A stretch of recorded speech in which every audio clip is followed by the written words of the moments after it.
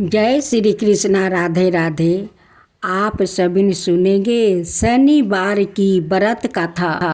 बचपन से ही शनि भगवान श्री कृष्णा के परम भक्त थे।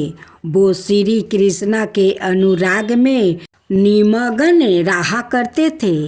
वयस्क होने पर इनके पिता ने चित्ररथ की कन्या से इनका विवाह करवा दिया था। इनकी पत्नी सती साध्वी और परम तेजस्विनी थी। एक रात वो ऋतु स्नान करके पुत्र प्राप्ति की इच्छा से शनि के पास पहुंची, पर यहाँ श्री कृष्णा के ध्यान में निमग्न थे। इन्हें ब्रह्म संसार की सुधि ही नहीं थी। पत्नी प्रतीक्षा करके थक गई। उसका ऋतु काल निष्फल हो गया। इसलिए उसने क्रोध होकर शनि देव को श्राप दे दिया कि आज से जिसे तुम देख लोगे वो नष्ट हो जाएगा। ध्यान टूटने पर शनि देव ने अपनी पत्नी को मनाया। पत्नी को भी अपनी भूल पर पछताप हुआ, किंतु श्राप के प्रतिकार की शक्ति उसमें नहीं थी।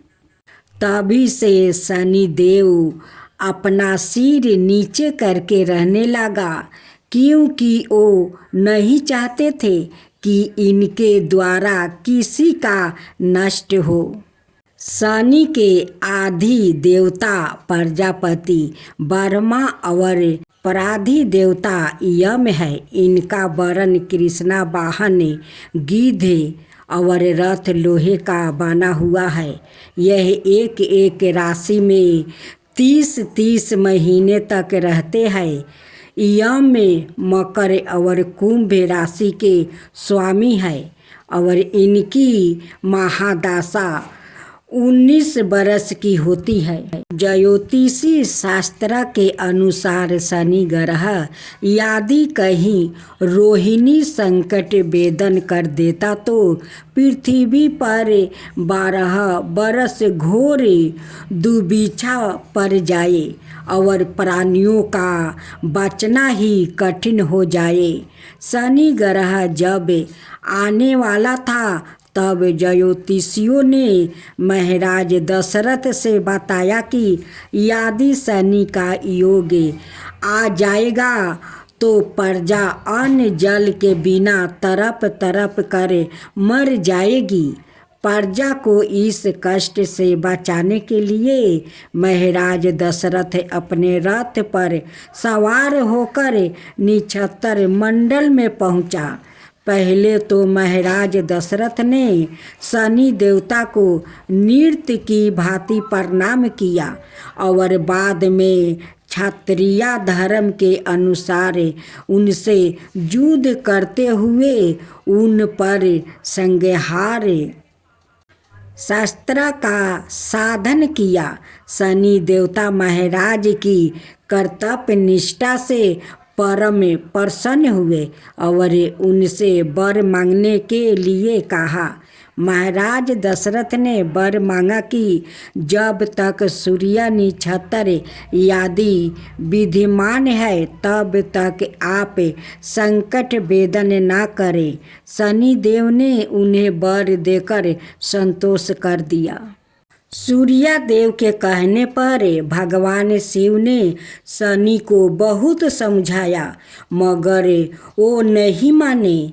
उनकी मनमानी पर भगवान शिव ने शनि को दंडित करने का निश्चय किया और दोनों में घनघोर युद्ध हुआ। भगवान शिव के प्रहार से शनि देव अचेत हो गया। तब सूर्य का पुत्र मोह जागा और उन्होंने शिव से पुत्र के जीवन की प्रार्थना की। तत्पश्चात शिव ने शनि को दंडाधिकारी बना दिया। शनि अन्याय धीस की भांति जीवों को दंड देकर भगवान शिव का सहयोग करने लगे। एक बार पिप्पलद मुनि की बाल्यावस्था में ही उनके पिता का देहांत हो गया। बड़े होने पर उनको गाता हुआ कि उनकी पिता की मृत्यु का कारण शनि है, तो उन्होंने शनि पर ब्रह्मदंड का साधन किया। उनके प्रहार सहने में असमर्थ शनि भागने लगा। विकलांग होकर शनि भगवान शिव से प्रार्थना करने लगे। भगवान शिव ने प्रकट होकर पिप्पलद मुनि को बोध कराया कि शनि तो केवल दृष्टि नियमों का पालन करते हैं। यह जानकर पिप्पलद ने शनि को क्षमा कर दिया। शनि देव के कारण गणेश जी का सिर छेदन हुआ। शनि देव के कारण राम जी को वनवास हुआ था। रावण का संहार शनि देव के कारण हुआ था। शनि देव के कारण पांडवों को राज्य से भटकना पड़ा। शनि के क्रोध के कारण विक्रमादित्य जैसे राजा को कष्ट झेलना पड़ा। शनि देव के कारण राजा हरिश्चंद्र को दर दर की ठोकरें खानी पड़ी। राजा नल और उनकी रानी दमयंती को जीवन में कई कष्टों का सामना करना पड़ा था। इनकी शांति के लिए मृत्युंजय जप, नीलम धारण और ब्राह्मण को तिल, उड़द, भैंस, लोहा, तेल, काला वस्तु, नीलम काली गऊ, जूता, कस्तूरी और स्वर्ण का दान देना चाहिए। शनिदेव का कथा इस प्रकार है। शास्त्रों के अनुसार रामायण काल में एक समय शनि को अपने बल और पराक्रम पर घमंड हो गया था। उस काल में हनुमान जी की बल और पराक्रम की कीर्ति चारों दिशाओं में फैली हुई थी। जब शनि को हनुमान जी के संबंध में जानकारी प्राप्ति हुई तो शनि बजरंगबली से युद्ध करने के लिए निकल पड़े। एक शांत स्थान पर हनुमान जी अपने स्वामी श्री राम की भक्ति में लीन बैठे थे। तभी वहाँ शनि देव आ गया और उन्होंने बजरंगबली को युद्ध के लिए ललकारा। युद्ध की ललकार सुनकर हनुमान जी शनि देव को समझाने का प्रयास किया, लेकिन शनि नहीं माने और युद्ध के लिए आमंत्रित करने लगे। अंत में हनुमान जी भी युद्ध के लिए तैयार हो गया। दोनों को बीच घमासान युद्ध हुआ। हनुमान जी ने शनि को बुरी तरह परास्त कर दिया। युद्ध में हनुमान जी द्वारा किया गया प्रहारों से शनि देव के पूरे शरीर में भयंकर पीड़ा हो रही थी। इसी पीड़ा को दूर करने के लिए हनुमान जी शनि को तेल दिया। इस तेल को लगाते ही शनि देव की समस्त पीड़ा दूर हो गई। तभी से शनि देव को तेल अर्पित करने की परंपरा आरंभ हुआ। शनि देव पर जो भी व्याकृत तेल अर्पित करता है उसके जीवन की समस्त परेशानियां दूर हो जाती है और धन अभाव खत्म हो जाता है। जबकि एक अन्याय कथा के अनुसार जब भगवान की सेना ने सागर सेतु बांध लिया तब राक्षस इसे हानि ना पहुंचा सके। उसके लिए पवन सुत हनुमान को उसकी देखभाल की जिम्मेदारी सौंपी गई। जब हनुमान जी शाम के समय अपने इष्ट देव राम के ध्यान में मगन थे, तभी सूर्यपुत्र शनि ने अपना काला करूपा चेहरा बनाकर क्रोधपूर्वक कहा, हे बानर, मैं देवताओं में शक्तिशाली शनि हूँ। सुना है तुम बहुत बलशाली हो। आंखें खोलो और मेरे साथ युद्ध करो। मैं तुमसे युद्ध करना चाहता हूँ। इस पर हनुमान ने विनम्रता पूर्वक कहा, इस समय मैं अपने प्रभु को याद कर रहा हूँ। आप मेरी पूजा में विघ्न मत डालिए। आप मेरे आदरणीय हैं। कृपा करके आप यहाँ से चले जाइए। जब शनि देव लड़ने पर उतर आया तो हनुमान जी ने अपनी पूंछ में लपेटना शुरू कर दिया, फिर उन्हें कसना आरंभ किया। जोर लगाने पर भी शनि उस बंधन से मुक्ति ना होकर पीड़ा से व्याकुल होने लगा। हनुमान ने फिर सेतु की परिक्रमा कर शनि के घमंड को तोड़ने के लिए पत्थरों पर पूंछ को झटका दे देकर पटकना शुरू कर दिया। इससे शनि का शरीर लहूलुहान हो गया, जिससे उनकी पीड़ा बढ़ती गई। तब शनि देव ने हनुमान जी से प्रार्थना की कि मुझे बंधन से मुक्ति कर दीजिए। मैं अपने अपराध की सजा पा चुका हूँ, फिर मुझसे ऐसी गलती नहीं होगी। तब हनुमान जी ने जो तेल दिया उसे घाव पर लगाते ही शनि देव की पीड़ा मिट गई। उसी दिन से शनि देव को तेल चढ़ाया जाता है, जिससे उनकी पीड़ा शांत हो जाती है और वो प्रसन्न हो जाते हैं। शनि को तेल अर्पित करते समय ध्यान रखें, यह बात शनि देव की प्रतिमा को तेल चढ़ाने से पहले तेल में अपना चेहरा अवश्य देखें। ऐसे करने पर शनि के दोष से मुक्ति मिलती है। धन संबंधी कार्यों में आ रही रुकावट दूर हो जाती है। सुख समृद्धि बनी रहती है। धर्म ग्रंथों में भगवान शिव के अनेक अवतारों के बारे में बताया गया है, लेकिन बहुत कम लोग शिव के इन अवतारों के बारे में जानते हैं। इन्हीं अवतार में एक ऐसा अवतार था जिन्होंने शनि देव पर भी प्रहार किया था, जिसके कारण शनि देव की गति मंद हो गई। जनों, अब आप सुनेंगे देवी काली की कथा।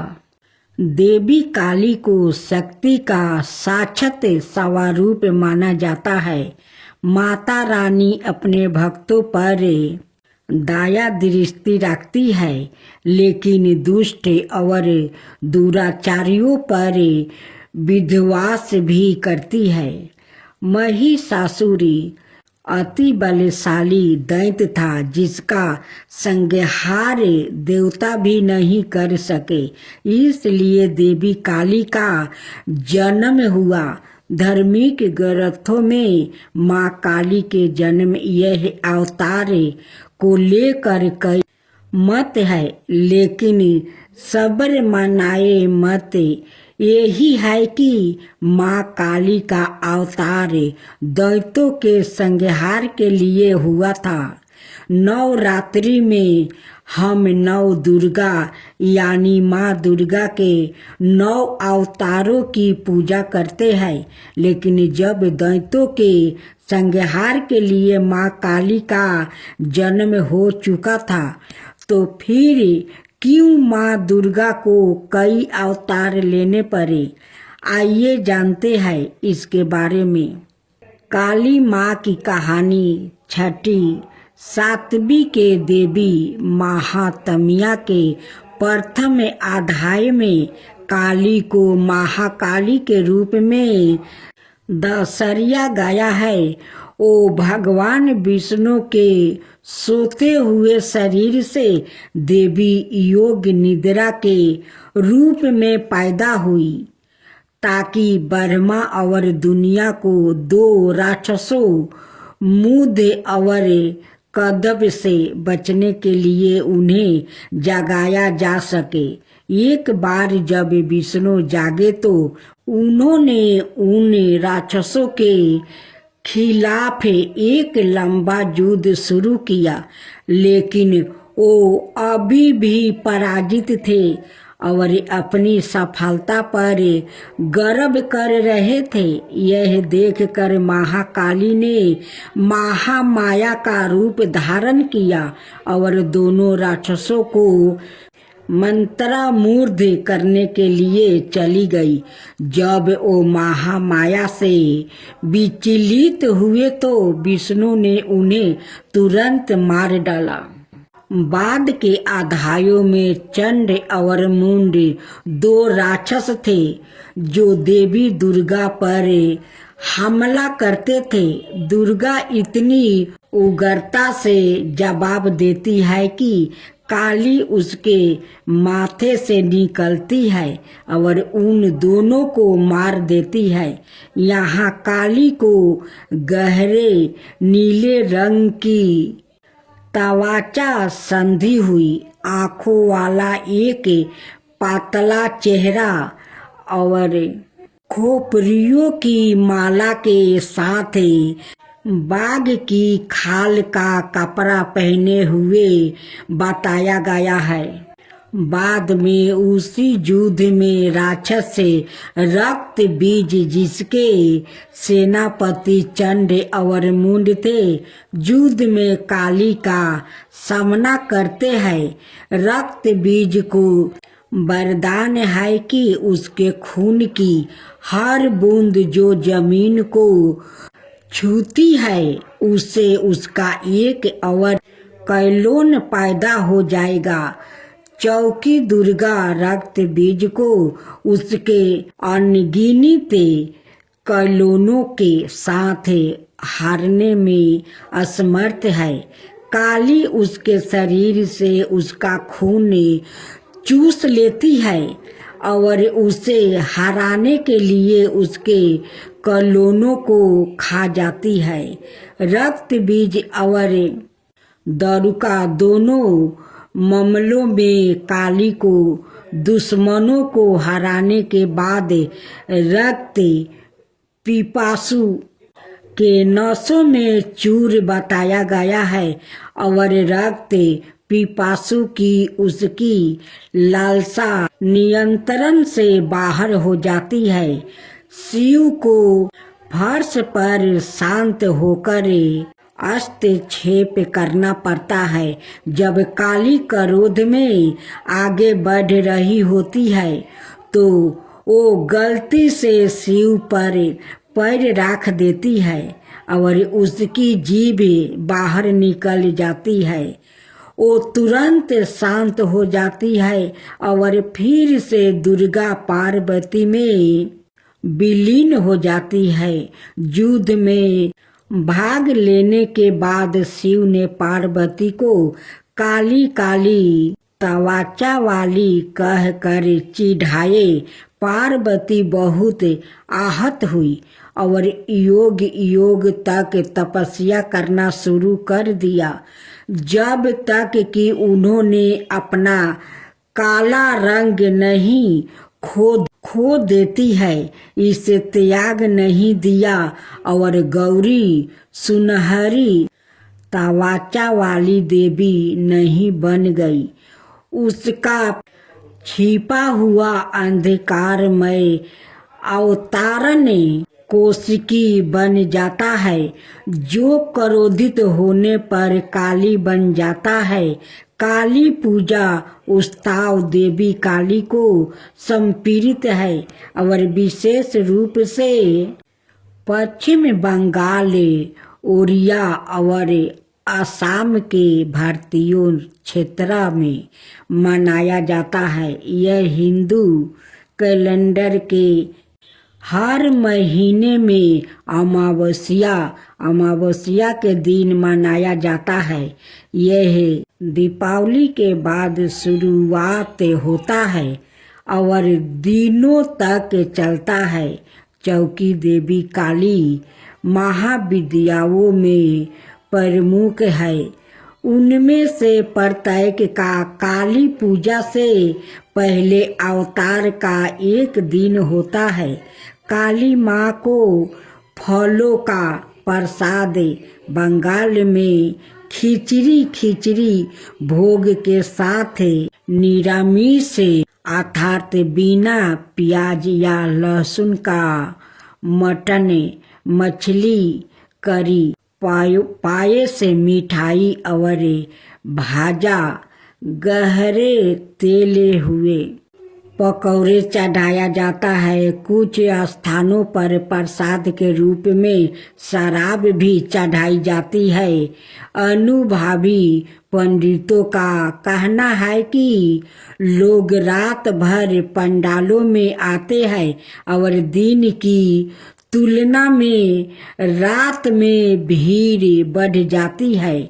पूजा आश्चर्यजनक रोशनी प्रकाश और धावनी काली पूजा से पहले प्रत्येक दिन मनाए जाने वाले महाविद्याओं के अवतार और अंतिम महाविद्या कमलात्मिका के अवतार जिसे कमलात्मिका जयंती के रूप में मनाया जाता है। दिवाली के दिन पड़ने के कारण उन्हें अक्सर तांत्रिक लक्ष्मी के रूप में माना जाता है। इसके कारण और इस के कारण कि लक्ष्मी को विष्णु की पत्नी के रूप में माना जाता है। उसके बाद इसे लाल गुलहल के फूलों और गुलहल की माला से सजाया जाता है जो उनका पसंदीदा फूल माना जाता है। फिर काली पूजा पंडालों में काली मंत्रों और भजनों की मदद से की जाती है। उनकी प्रार्थना की जाती है और उनकी दिव्यता का आहन किया जाता है।